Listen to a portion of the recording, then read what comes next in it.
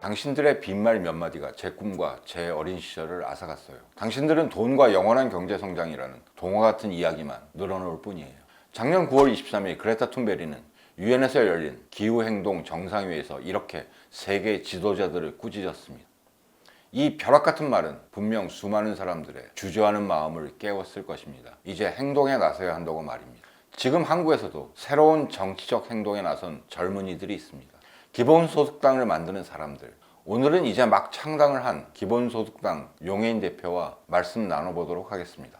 네, 오늘 기본소득당 용해인 대표님 나오셨습니다. 감사합니다. 네, 안녕하세요. 기본소득당 대표 맡고 있는 용혜인이라고 합니다.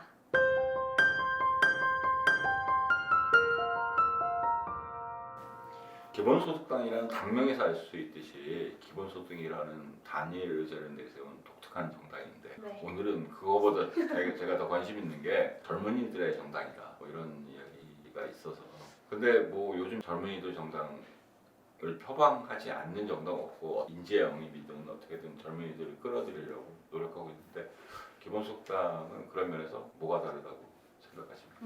최근에 총선 앞두고 민주당과 자유한국당에서는 인재 영입, 청년 영입을 열심히 하고 있고 정의당 같은 경우에는 청년을 비례 1번을 주겠다라고 얘기하고 있고 새로운 보수당에서는 청년 당대표를 찾고 있더라고요. 여기저기서 이제 청년들을 모시기 위한 많은 일들을 하고 있는데 기본소득당은 선거를 앞두고 특정한 이벤트 아니면 열어주는 공간에서 청년들이 등장하는 것이 아니라 거의 당원의 대부분이 청년이라는 점이 굉장한 차이점인 것 같고요. 그리고 다른 정당에서 청년들을 모셔와서 예쁜 꽃처럼 이렇게 둔다면 기본소득당은 그것과 다르게 청년들이 직접 의사결정의 많은 부분을 차지하고 많은 부분에서 결정들을 내리고 집행하고 있다는 것이 기존의 정당들과 가장 큰 차이점일 것 같습니다.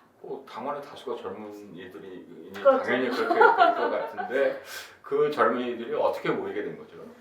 저희 당원들은 거의 대부분이 온라인을 통해서 입당하신 분들이고요. 원래 창당을 할 때는 당원 가입서를 손으로 써가지고 자기 이름의 정자 서명을 해서 제출하도록 되어 있는데 지금 선거법, 정당법이 그렇게 돼 있나요? 정당법에 온라인 서명도 가능한데요. 네, 선관위가 인정하는 당원 가입서라는 것이 온라인 가입을 구축하는 게 좀 어렵다고 하더라고요. 네, 그래서 저희는 선관위를 끈질기고 집요하게 물고 늘어져서 중앙선거관리위원회에서 오케이한 온라인 본인 인증을 할 수 있는 온라인 가입 시스템을 구축을 했어요. 그러셨군요. 네, 그래서 상당 과정에서는 최초로 저희가 온라인 당원 가입을 받은 정당이고요. 그렇게 해서 페이스북과 인스타그램 등등의 SNS를 이용하는 분들이 온라인을 통해서 입당을 하셨습니다. 처음부터 온라인 입당을 계획했었나요? 아니면 과정이 그렇게 된 건가요? 처음부터 온라인 입당을 계획했었는데요. 네. 중앙선거관리위원회에서 이런저런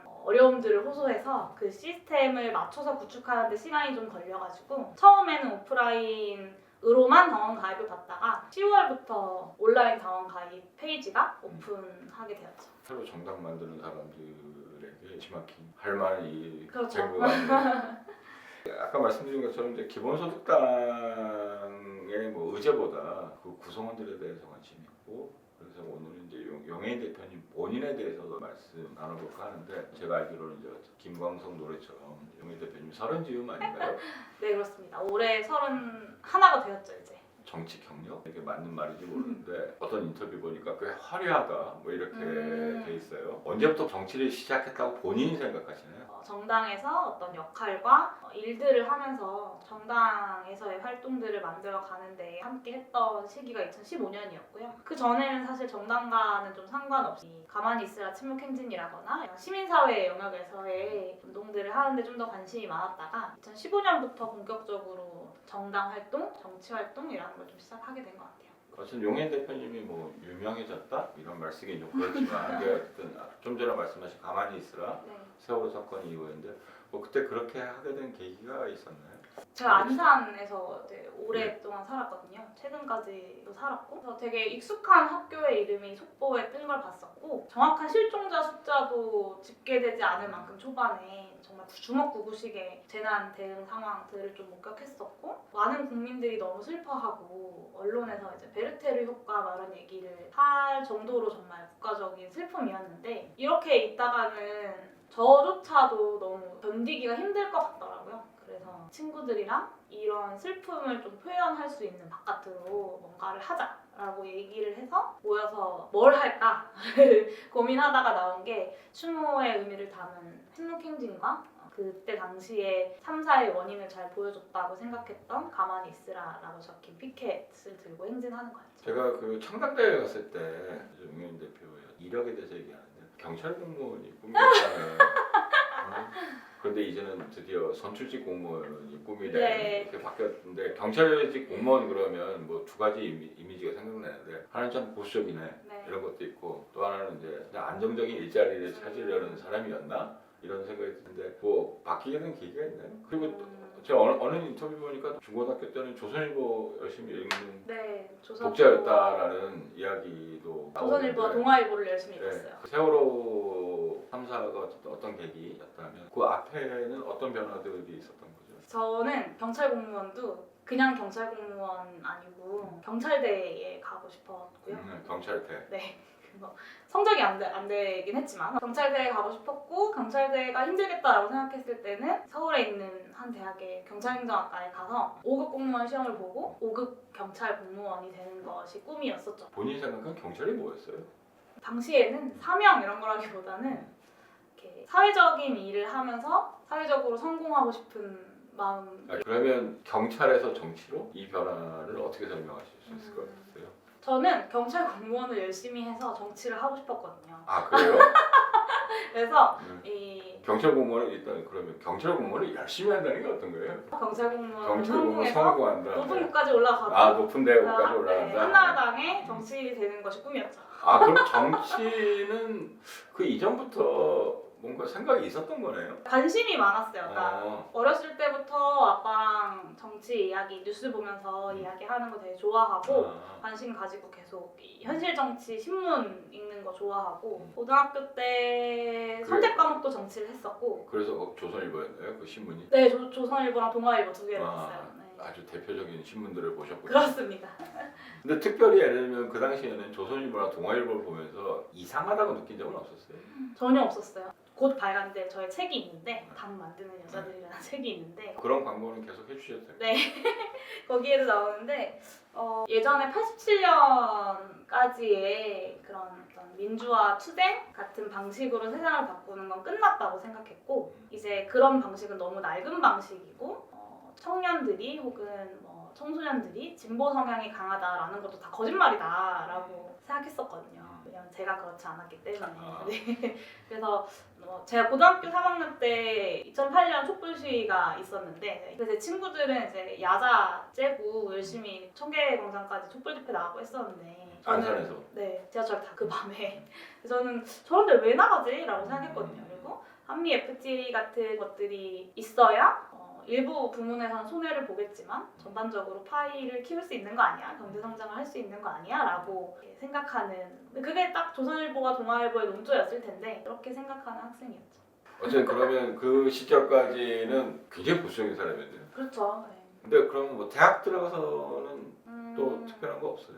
그러니까 대학 들어갈 때 저희 집에 사정이 좀 어려워졌고요. 그리고 엄마 아빠가 어렸을 때부터 정말 성실하게 일하면서 살아온 분들이라고 저는 생각했는데 이렇게 성실하게 게으르지 않게 사글세방에서 시작해서 정말 자수성가형으로 열심히 살아온 사람들이 왜 이렇게 어려워져야 하지? 라는 생각을 했었어요. 대학에 오면서. 대학에 오던 시기에 딱 그런 그게 맞물려 있었군요. 네, 일이 있어서 그런 생각을 좀 하게 됐고 열심히 일하면 성공할 수 있다고 하면서 왜 열심히 일한 우리 엄마 아빠는 어려워졌을까라는 생각이 하나 있었고 그리고 나서 대학에 와서 2011년에 한진중공업 희망버스를 우연한 기회에 타게 되면서 아직도 저렇게 크레인 위에 올라가서 싸우는 사람이 있구나. 정말 근데 그 사람이 너무 죽을 것 같은 거예요. 저러다 저 사람이 죽으면 어떡하지? 이런 걱정이 막 현장에 갔는데 이게 너무 이렇게 조마조마했거든요. 아주 높은 크레인과 아주 좁은 크레인 위 공간 조종실에서 생활한다는 게 너무 충격적이었고, 그러면서 뭔가 좀 세상이 많이 바뀌었다고 생각했는데 그게 아니었구나, 내가 알던 게 세상이 아니었구나 라는 생각을 좀 하게 되면서 많이 깨졌던 것 같아요. 버스를 탔을 때는 당연히 그랬었는데 버스를 타기까지는 어땠어요?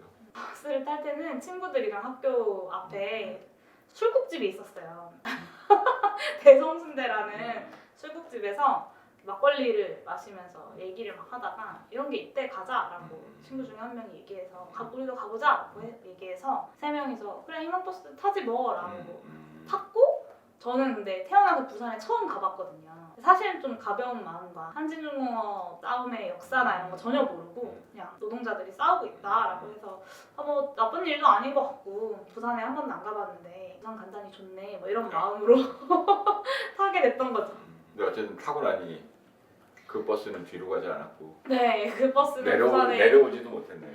부산에 도착했고 처음 도착한 곳에서 담을 넘었고 그 공장 안에 들어갔는데 너무 충격적이었던 건 용역들이 노란 헬멧을 쓰고 음료수를 막 던지더라고요. 빈 깡통이 아니라 음료수가 들어있는 음료수를 던지고 막 하늘에서 막 날라오는데 저거를 맞으면 정말 죽을 것 같은 거예요. 근데 그 모습이 뭐랄까 어떤 공권력도 무엇도 없는 정말 아비규환의 모습이었어요. 그게 딱 도착하자마자의 상황이었고, 그리고 나서 크레인을 봤을 때 이렇게 아비규환인 공간에서 저렇게 높고 위험한 곳에 사람이 매달려 있다니 라는 게 좀 많이 충격적이었던 것 같아요. 그래서 그 다음부터 뭔가를 좀 해봐야겠다 이런 생각이 드셨어요? 그런 생각을 하다가 그래서 이제 뭐 한진중공업 사실 부산에 뭐 혼자서도 가보고 희망버스 있을 때마다 기회가 되면 탑승도 하고 이렇게 지내다가 2011년 말에는 대학교 4학년에 올라가는 나이였는데 먹고 살 길을 찾아야 되잖아요. 그래서 공무원 시험을 보러 또 신림동에 들어갔죠. 신림동에 얼마나 계셨어요? 신림동에는 1년 살고 나왔어요. 1년? 1년 동안 고시 공부하셨어요? 네. 어떻게 재미있었어요? 재미없었어요. 제가 그때 신림동 그 반지하 방에 혼자 있으면서 원룸이었거든요. 자꾸 하수구통에서 손가락 2마디만한 바퀴벌레 막 나오고 혼자서 공부하면 너무 심심하잖아요. 외롭고 정말 하루 종일 혼자 있었거든요. 사실 그때 야구를 보기 시작했어요. 왜냐면 저녁 시간에 낮에 공부하고 저녁 밥 먹으면서 말소리가 너무 듣고 싶으니까 야구를 틀어놓고 밥을 먹는 거예요. 책상에서. 그렇게 하다가 야구를 열심히 보게 되었죠. 꼭 물어봐야 되나 싶은데 어느 팀? 저는 키움 팬이십니까? 응원합니다. 그 전에는 야구를 안 보셨나요? 뭐 어린이 회원이었던 이런 그 전에는 경험은 없고? 아빠가 현대 팬이셨어요. 그래서 현대 유니콘스 어린이 회원이었고 저희 집에 현대 유니콘스 가방과 모자와 야구공과 이런 게 있었는데 그게 어쨌든 흘러 키움으로 결국 갔네요. 그때 당시에 넥센이 보는 재미가 되게 있었어요. 그때는 가을 야구 못할 때거든요. 돈도 없는 뭐 가난한 약간 팀이. 뭐 외인구당 네, 같은 맞아요. 느낌도 들고 뭐. 그래서 알겠습니다. 야구를 보게 됐죠. 내년에 우승할 겁니다. 예. 이건 편집 좀 해주시죠. 네. 예. 그러면 그 신림동에 있다가 나온 이유? 고시 공부를 이제 더 이상 안 하기로 해서 나온 건가요? 아니면 다른 뭔가 할 일이 생겨서 나온 우선은 건가요?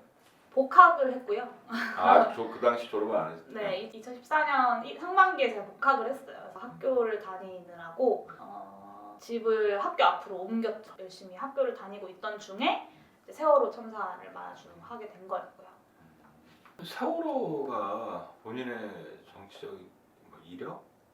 궤적에서 어쨌든 중요한 계기가 됐네요. 네, 저의 삶에 있어서 아직 몇 년 안 살았지만 전반적으로 놓고 봤을 때 되게 큰 전환점이었다고 저는 생각하고, 그때 이후에 어떤 뭐 사회적으로 높은 자리에 올라가서 성공하겠다거나 아니면 뭐 안정적인 일자리를 갖겠다거나 뭐 이런 생각들이 많이 바뀌게 된 것 같아요. 넥슨 팬 같은 느낌이 들긴 하는데 그게 진보정당 활동을 했었잖아요. 네. 뭐 그건 어땠습니까? 뭐랄까 세상을 바꾸겠다 혹은 어떤 세상이 필요하다라고 이야기하는 정치적 공간에서 뭔가 경험을 한다는 것이 저에게는 되게 새롭고 많이 배우는 시간이었고요. 그런 진보정당에서 제가 배웠던 거는 이 뭔가 그 세월호 이후에 이거 하지 마, 저거 하지 마. 그 전에도 이제 한진중공업에 가서 정리해고 하지 마, 뭐 이런 것들을 막 외쳤다면 정당 그리고 정치 활동이라는 것은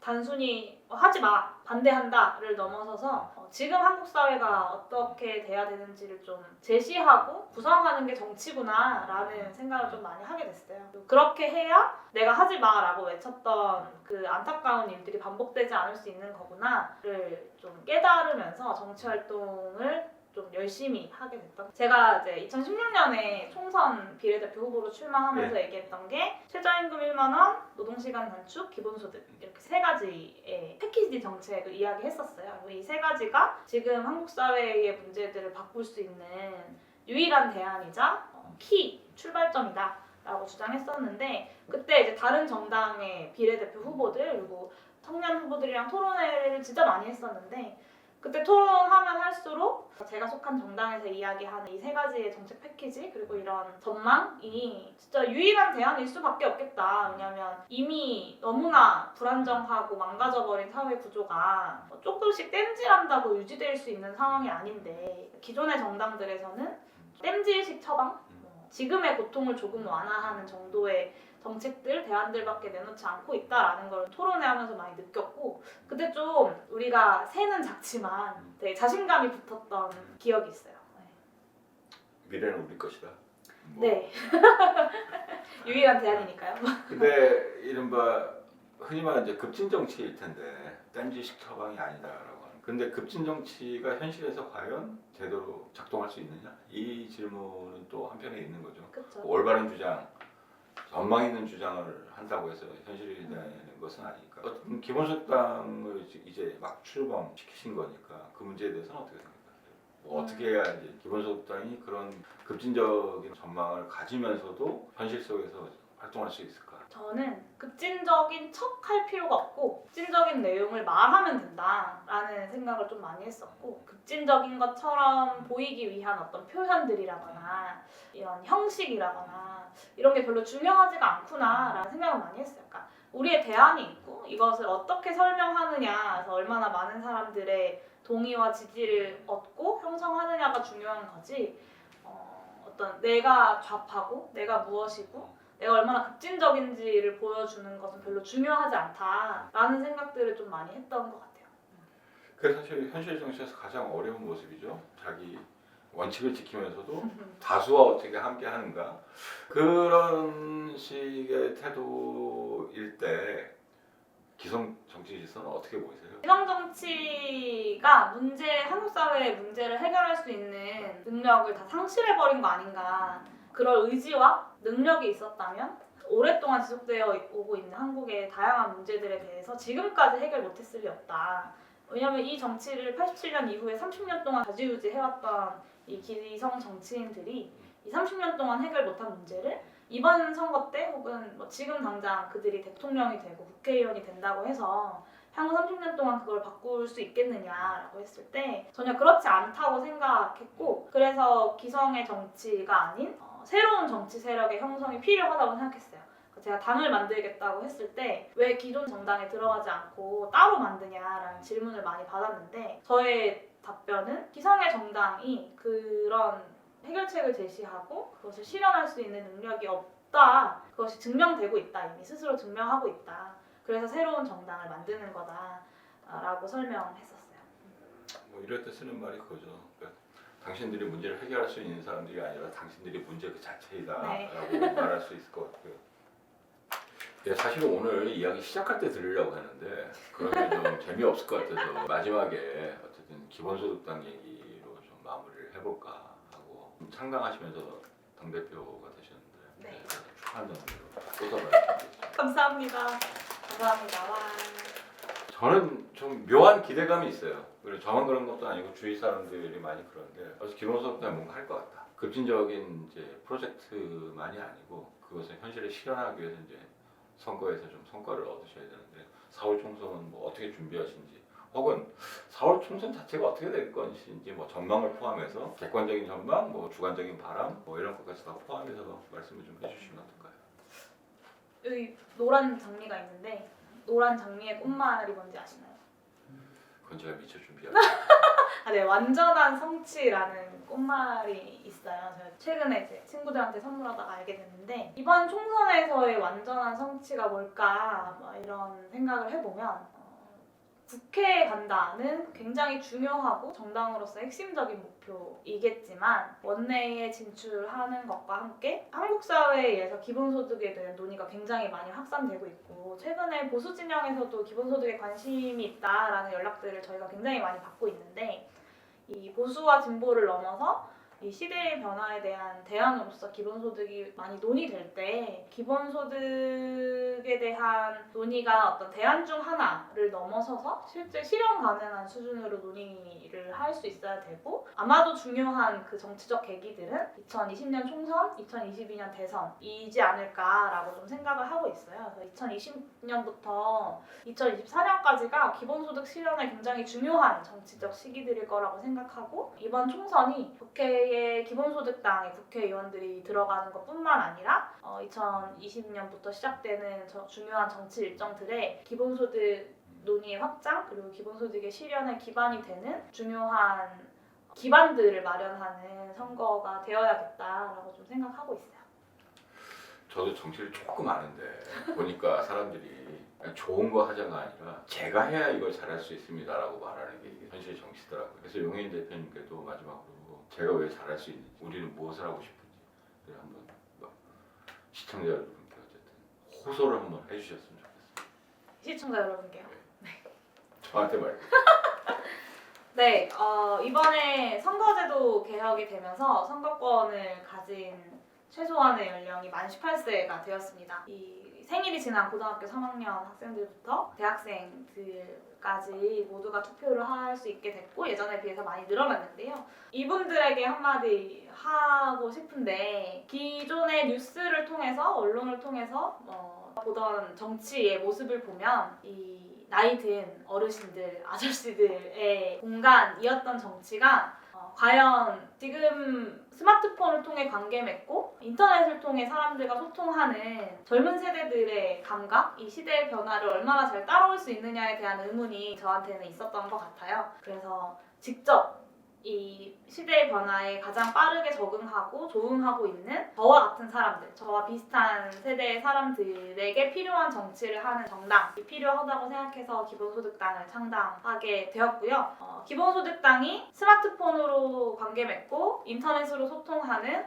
우리들의 삶을 가장 잘 이해하고 가장 그 생활 방식에 어울리는 정당이라고 생각합니다. 그래서 기본소득당은 밀레니얼 세대에게 가장 많은 정당 지지를 받는 당이 되기 위해서 목표를 세우고 인터넷을 통해서 더 많은 사람들에게 더 쉽고 간편하게 전달되는 기획들을 좀 준비하고 있고요. 이번 총선에서 여러분들을 가장 잘 이해하고 여러분들과 비슷한 고민들을 하고 있는 사람들의 정당 기본소득당에 꼭 투표해 주시기를 부탁드리겠습니다.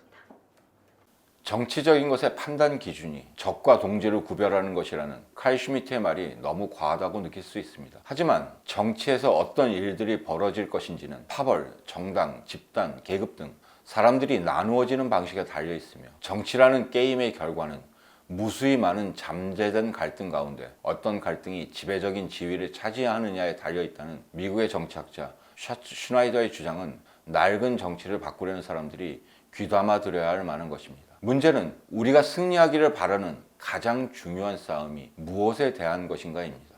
기본소득당 사람들은 기본소득이라는 싸움을 하고 있습니다. 여러분은 거기에 어떻게 대답하시겠습니까?